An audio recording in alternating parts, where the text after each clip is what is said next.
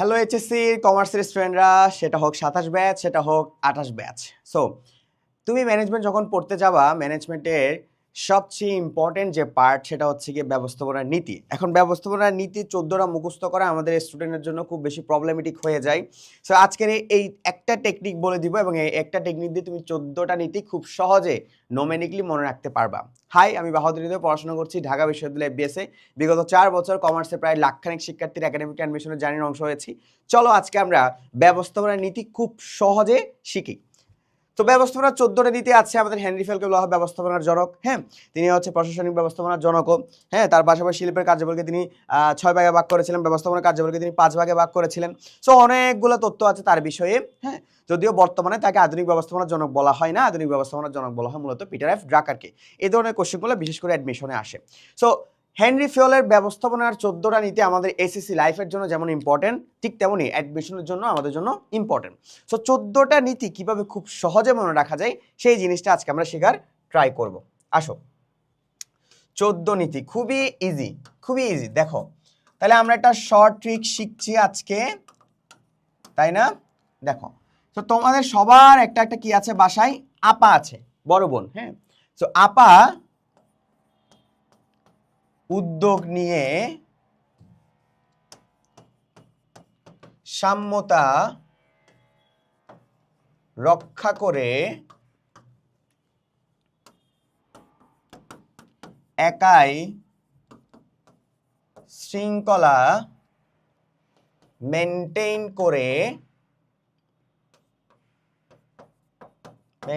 করে জোড়াময় শেকলের ভিত্তিতে নিজ স্বার্থ ত্যাগ করে চাকুরি করে।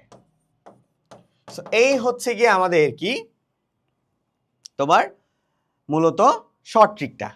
এখানের মধ্যেই আমাদের 14টা নীতি খুব ইজিলি দেওয়া আছে। কিভাবে ভাইয়া? আসো, তো 14টা নীতি আমরা এখনই ইজিলি পারবো। আ দিয়ে একটা কি আছে? নীতি আছে। কি বলতো? আদেশের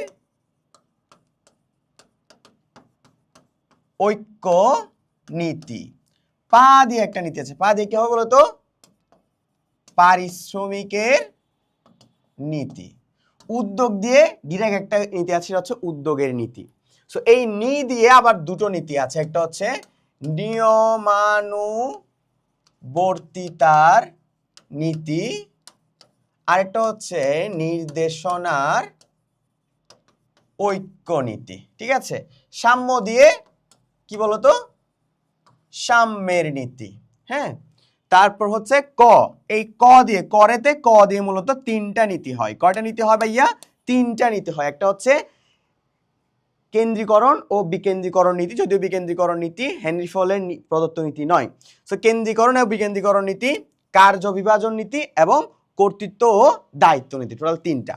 একাই দিয়ে একতায় বল নীতি, স্পিরিট ডি কর্পস। শৃঙ্খলা দিয়ে শৃঙ্খলার নীতি। এরপর হচ্ছে জোড়াময় দিয়ে জোড়াময় শেকল নীতি। হ্যাঁ, নিঃস্বার্থ দিয়ে নিঃস্বার্থ ত্যাগ করা নীতি, সাধারণ স্বার্থে নিঃস্বার্থ ত্যাগ করা নীতি। আর চাকুরি দিয়ে চাকুরির স্থায়িত্ব নীতি। 14টা নীতি কিন্তু হয়ে গেছে। 1টা 2টা 3টা 4 5 6, হ্যাঁ, 7 8 9 10 11 12 13, এই ঠিক 14। তার মানে কি হবে? আপা উদ্যোগ নিয়ে সাম্যতা রক্ষা করে একাই শৃঙ্খলা মেনটেন করে জোড়াময় শেকলের ভিত্তিতে নিঃস্বার্থ ত্যাগ করে কি করে? চাকুরি করে। এটাই হচ্ছে আমাদের 14টা নীতি। খুব সহজেই একটা নোমেনিক টেকনিক দিয়ে আমরা কিন্তু মনে রাখতে পারছি। এবার আমরা যদি একটু বুকিশ নলেজটা নিতে যাই, যেমন কার্য বিভাজন। কার্য বিভাজন মানে কি? এটা তোমাকে একটা গল্পের মাধ্যমে আমি বোঝাই। কার্য বিভাজন মানে হচ্ছে তোমার ব্যক্তির যোগ্যতা ও সামর্থ্য অনুযায়ী তাকে কাজগুলো কি করে দাও? ভাগ করে দাও। যেমন আমি যদি এখানে আনাস ভাইকে এখন যদি আমি ম্যানেজমেন্ট পড়াইতে দিই, আনাস ভাই পারবে? পারবে না। কিন্তু আনাস ভাইকে যদি আমি ফিজিক্স পড়াইতে দিই, তিনি হয়তো পারবে। কিন্তু আমাকে যদি ফিজিক্স পড়াইতে দেওয়া হয়, তাহলে কি আমি ফিজিক্স পারবো? পারবো না। তার মানে এটা হচ্ছে কার্য বিভাজন নীতি। কর্তৃত্ব দায়িত্বের ভারসাম্য মানে হচ্ছে, এটা নিয়ে আমার লাইফে একটা মজার ঘটনা আছে। তখন আমি ঢাকা ইউনিভার্সিটিতে নতুন নতুন চান্স পেয়েছিলাম 101তম ব্যাচ হিসেবে। সো আমার পাশের বাসার আন্টি আমাকে বলতেছিল হচ্ছে কি যে বাহা তুমি কি আমার বাচ্চাকে পড়াইতে পারবা? হ্যাঁ, আমি বলছি হ্যাঁ আন্টি পড়াইতে পারবো। সো তার মানে তিনি তার বাচ্চাকে পড়ানোর জন্য আমাকে কি দিয়েছে বলতো? দায়িত্ব দিয়েছে, তাই না? এর পাশাপাশি কিছুদিন পড়াচ্ছি, তো বাচ্চা পড়তেছে না বিধায় আমি বাচ্চাকে একটা থাবড় দিছি। থাবড় দেওয়ার পাশাপাশি ওদিক থেকে বাচ্চার মা এসে আমার গালে একটা থাবড় দিয়ে দিছে। এটা কি হইলো? তার মানে আমাকে দায়িত্ব দেওয়া হয়েছে কিন্তু কর্তৃত্ব দেওয়া হয়নি। তার মানে যখন প্রতিষ্ঠানে কাজ অ্যাসাইন করা হয় বা কাউকে দায়িত্ব দেওয়া হয়, জবাবদিহিতা নিশ্চিত করতে হয়, তখন সেখানে তাকে পাওয়ারও দিতে হবে। এই কর্তৃত্ব মানে হচ্ছে ভাইয়া পাওয়ার। ওটার মধ্যে কি থাকতে হবে? ভারসাম্য বা সমতা রাখতে হবে, সমতার নীতি রাখতে হবে। কর্তৃত্ব দায়িত্বের মধ্যে সমতার নীতি রাখতে হবে, ঠিক আছে? এবার আসুন নিয়মানুবর্তিতা নীতি। নিয়মানুবর্তিতা নীতি মানে কি? ধরো আমাদের অফিসে একজন, এই যে হালকেস্টেনের অফিসে একজন কর্মচারী আছে, কারোর সাথে খুব একটা ভালো সম্পর্ক না, যেখানে সেখানে দাঁড়ায় সিগারেট খায়, আড্ডা গুজব করে, হ্যাঁ, খুব একটা নিয়ম নীতি তোয়াক্কা করে না। তার মানে হচ্ছে তার মধ্যে কি নেই? নিয়মানুবর্তিতার প্রবলেম আছে, সেটাকে বলা হয় নিয়মানুবর্তিতার নীতি। এবার হচ্ছে আদেশের ঐক্যনীতি। আদেশের ঐক্যনীতি নিয়ে একটা ইন্টারেস্টিং বিষয় বলি, সেটা হচ্ছে যদি আমি একদিন বাসায় বসে গেমস খেলতেছিলাম, সো আমার আম্মু, আমার মা আর বাবা, আমার বাবা ছিল এক রুমে, আমার মা ছিল রান্নাঘরে বেসিক্যালি। তো আমার মা আমাকে বলতেছে হচ্ছে গিয়ে বাবা আমাকে একটু রান্নায় হেল্প কর। আবার আমার বাবা আমাকে বলতেছে বাবা আমার সাথে বাজারে চল। এখন আমি তো কর্মী, আমি তো এদের কর্মী না, তো আমি কর্মী গেছি ফাইসা। হ্যাঁ, কিন্তু হেনরি ফেল একটা কথা বলে গেছিল যে ডুয়েল সাবঅর্ডিনেশন শুড বি অ্যাভয়েডেড।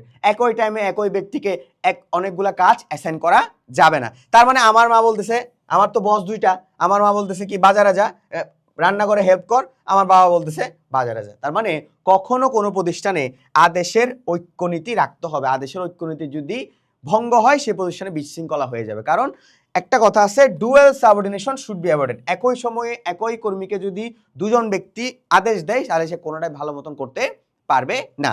তার মানে একাধিক কাজ একত্রে সম্পাদন করতে একজন ব্যক্তি সম্ভব হয় না। তাই হেনরি ফেল বলেছেন ডুয়েল সাবঅর্ডিনেশন শুড বি অ্যাভয়েডেড, বা দ্বৈত অধীনতা পরিহার করতে হবে। এই যে আমি সুন্দর মতো গেমস খেলতেছি, আমার মাও আমাকে কাজ দিয়ে দিছে, আবার বাবাও কাজ দিয়ে দিছে, আমি কোনটা করব? এই প্রবলেমটা অনেকেরই হয়। এবার আসো হচ্ছে গিয়ে ভাইয়া বাকি নীতিগুলো একটু শেষ করি, ওকে?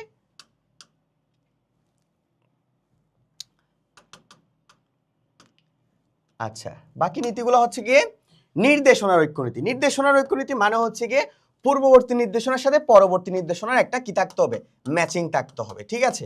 এই নীতিটা আমার বাবা কখনো ফলো করে না। কেন ভাই? আমার বাবার সাথে আমার একটা জিনিসের জায়গায় ক্ল্যাশ লাগে। আমি একদিন গেছি, আমার বাবা আমাকে বলতেছে যে বাহা বাজারে যা, বাজারে গিয়ে ইলিশ মাছ কিনে নিয়ে আয়। সো আমি ড্যাং ড্যাং করতে করতে বাজারে ইলিশ মাছ কিনতে গেছি।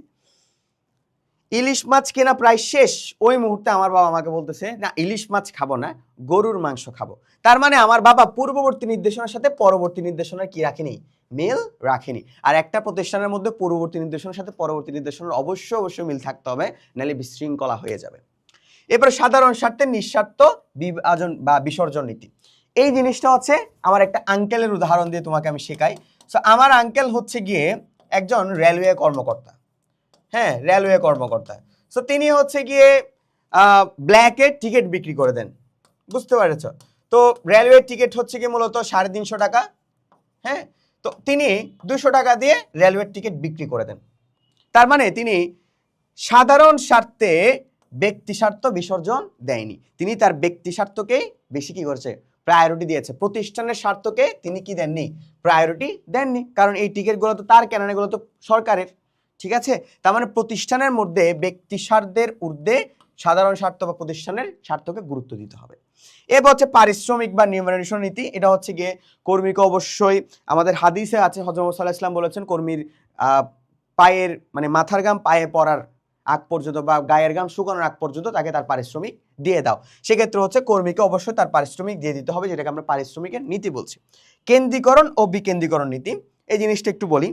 কেন্দ্রীকরণ ও বিকেন্দ্রীকরণ নীতিটা খুব সিম্পল। তোমাদের বাসায় লিডারকে, যেমন এক একজনের বাসায় কিন্তু লিডার এক একটা। যেমন দেখো আমি তোমাকে দেখাই, অনেকের বাসায় হচ্ছে লিডার বাবা, অনেকের বাসায় লিডার হচ্ছে আবার মা। হ্যাঁ, যেমন আমার বাসায় লিডার হচ্ছে আমার বাবা। আমার বাবা যা ডিসিশন নেয় সেটা আমরা চোখ বন্ধ করে মেনে নিই। তার মানে এটা হচ্ছে কি কেন্দ্রীকরণ। তার মানে প্রতিষ্ঠানের ঊর্ধ্বতন কর্মকর্তারা যখন যে ডিসিশন দেয় সেটা যখন কর্মীরা মেনে নেয় সেটাকে আমরা কেন্দ্রীকরণ বলি। আর আমার কাজিনের বাসায়, আমার কাজিনের বাসা হচ্ছে আমার কাজিন, তার বড় ভাই, বড় বোন, আম্মু আব্বু সবাই মিলেমিশে ডিসিশন নেয়। তার মানে ওদের বাসায় কেন্দ্রীকরণ। তার মানে কর্মীর ভূমিকা বৃদ্ধি পায় কোথায়? বিকেন্দ্রীকরণে, কারণ এখানে সবার ডিসিশন মেকিং এর ক্ষমতা আছে। কর্মীর ভূমিকা হ্রাস পায় কোথায়? কেন্দ্রীকরণে, কারণ এখানে আমার কথা বলার কোনো কি নাই, চান্স নাই। এখানে বাবাই সব, বস সব। ঠিক আছে, এরপরে আসো বাকি নীতিগুলো শেষ করে দিই সহজে। জোড়াময় শেকলের নীতিটা খুবই ইজি। জোড়াময় শেকল নীতি মানে হচ্ছে গিয়ে ভাইয়া, যেমন এই যে আমরা 24-এর যে জুলাই আন্দোলন করেছি, এই জুলাই আন্দোলনের মধ্যে কিন্তু প্রত্যেকটা মানুষের কি আছে অবদান আছে। তার মানে আমরা একটা চেইন অফ কমান্ডের মতন কাজ করেছি, সবাই মিলেমিশে কাজ করেছি। তার মানে একটা প্রতিষ্ঠানের মধ্যে সব বিভাগ যদি একসাথে মিলেমিশে কাজ করে সেখানে অবশ্যই সাকসেস আসবে। শৃঙ্খলার নীতি মানে হচ্ছে গিয়ে ভাইয়া, শৃঙ্খলার নীতি মানে হচ্ছে যোগ্য ব্যক্তিকে যোগ্য স্থানে রাখতে হবে, সঠিক বস্তুকে সঠিক স্থানে রাখতে হবে। আমি যদি একজন ডাক্তারকে দিয়ে ইঞ্জিনিয়ারিং এর কাজ করাই তাহলে কি হবে? একজন ইঞ্জিনিয়ারকে দিয়ে যদি অপারেশনের কাজ করাই তাহলে কি হবে? হবে না। ঠিক তেমনি একটা প্রতিষ্ঠানের মধ্যে উপযুক্ত বস্তুকে উপযুক্ত স্থানে রাখতে হবে। সাম্যতার নীতি, এটা খুবই সিম্পল। সো আমার স্কুলে হচ্ছে একজন মিজান স্যার ছিলেন। সো এই মিজান স্যার কি করে? মিজান স্যার হচ্ছে গিয়ে ধরো আমিও ছুটি চাইতে গেছি, আমার বান্ধবী মিতিও ছুটি চাইতে গেছে। সো আমি যখন গেছি আমার বলছে এই কালা, এই বাইকটা, এই বেড়া তুই কোনো কামের না, হ্যাঁ আমার কোনো ছুটি দিল না। মিতি যখন গেছে মিতিকে বলতেছে আচ্ছা তোমার ছুটি লাগবে বাবু, ঠিক আছে তোমাকে ছুটি দিয়ে দিলাম। তার মানে এখানে প্রতিষ্ঠানের মধ্যে সাম্যতা রক্ষা করা হয়নি। তার মানে একটা প্রতিষ্ঠানের মধ্যে সবার প্রতি সেম আচরণ রাখতে হবে ওই প্রতিষ্ঠানের বসের। বুঝতে পেরেছি? এরপরে হচ্ছে গিয়ে ভাইয়া কর্মীদের চাকরির স্থায়িত্ব নীতি। স্বাভাবিক, কর্মীরা যদি চাকরিটা যদি স্থায়িত্ব না হয় বা কর্মীরা যদি নিজেকে ফিল না করে যে এই চাকরির একটা স্থায়িত্ব আছে, তাহলে ওই প্রতিষ্ঠানের কর্মীরা কখনো ভালো মতন কাজ করবে না। তার মানে কর্মীকে বোঝাতে হবে যে তোমার চাকরির একটা স্থায়িত্ব আছে। ঠিক আছে, উদ্যোগের নীতি, কর্মীদেরকে এমনভাবে ইনিশিয়েটিভ দেওয়া লাগবে বা এমনভাবে তাদেরকে তৈরি করতে হবে যেন তারা কোনো একটা অঘটন ঘটলে সেই জায়গায় নিজে কি দিতে পারে, ইনিশিয়েটিভ নিতে পারে।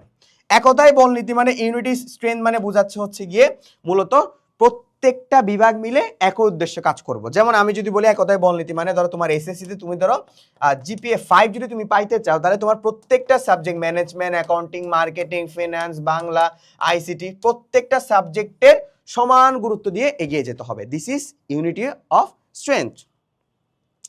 সো মূলত এগুলাই ছিল আমাদের 14 নীতি। মূলত এই 14 নীতিগুলো আমরা নমেনিক টেকনিক দিয়ে মনে রেখেছি।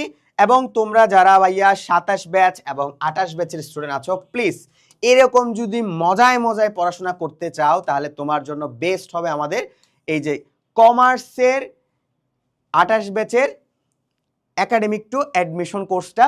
আর যারা 27 ব্যাচ আছো তাদের জন্য কমার্সের একাডেমিক টু অ্যাডমিশন কোর্সটা। এই কোর্সে আমরা মূলত এভাবে নোমেনিক টেকনিক ওয়েজ তোমাদেরকে পড়ানোর চেষ্টা করেছি প্রত্যেকটা সাবজেক্টের উপরে প্রায় 30 থেকে 40টার উপরে ক্লাস আছে।